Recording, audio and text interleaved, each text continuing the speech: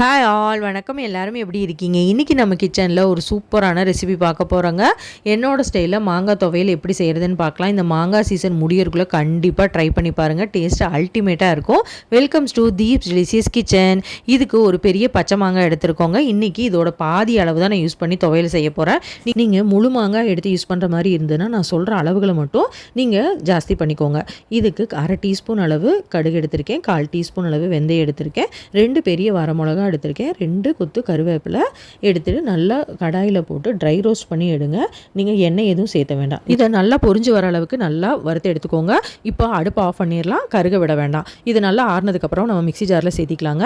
Mixie ஜாரில் சேர்த்திட்டு இதுக்கு 1/4 மூடிக்கும் பாதி அளவு தேங்காய் எடுத்து சின்ன சின்ன பீஸஸாக கட் பண்ணி நம்ம அதையும் இது கூட சேர்த்திருக்கோம். நம்ம இன்றைக்கி இந்த பெரிய மாங்காயில் அரை மாங்காய் அளவு தான் யூஸ் பண்ண போகிறேன். நீங்கள் முழு மாங்காய் யூஸ் பண்ண மாதிரி முதல்லையே நான் வீடியோவில் சொன்ன மாதிரி நீங்கள் அளவுகள் மட்டும் நீங்கள் ஜாஸ்தி பண்ணிக்கோங்க. இந்த மாங்காயில் நான் பாதி மாங்காவை மட்டும் கட் பண்ணி சின்ன சின்ன பீஸாக கட் பண்ணி எடுத்து சேர்த்திருக்கேன். இதுக்கு தேவையான அளவு உப்பும் சேர்த்திட்டு மிக்ஸி ஜாரை நம்ம பல்ஸ் மோடில் விட்டு கொரகொரப்பாக அரைச்சி எடுத்துக்கோங்க. சட்னி மாதிரி அரைச்சிடாதீங்க, டேஸ்ட் நல்லா இருக்காது. இப்போ கொரகொரப்பாக அரைச்சி எடுத்துட்டோங்க. இப்போ சூப்பரான மாங்காய் துவையல் ரெடி ஆயிடுச்சு. இது வெறும் சாதத்து கூட நெய் விட்டு சாப்பிட்டிங்கன்னா டேஸ்ட் அல்டிமேட்டாக இருக்கும். இந்த சம்மர் சீசனுக்கு நம்ம தயிர் சாதம், கம்மங்கூழ், ராய்க்கூழ்லாம் எடுக்கும்போது இது தொட்டு சாப்பிட்டிங்கன்னா எவ்வளோ சாப்பிடணும் கூட தெரியாது. அந்தளவுக்கு டேஸ்ட் அல்டிமேட்டாக இருக்குங்க. கண்டிப்பாக ட்ரை பண்ணி பாருங்கள். உங்களுக்கு பிடிச்சிருந்தா லைக் பண்ணுங்கள், ஷேர் பண்ணுங்கள், சப்ஸ்கிரைப் பண்ணுங்கள். தேங்க்ஸ் ஃபார் வாட்சிங்.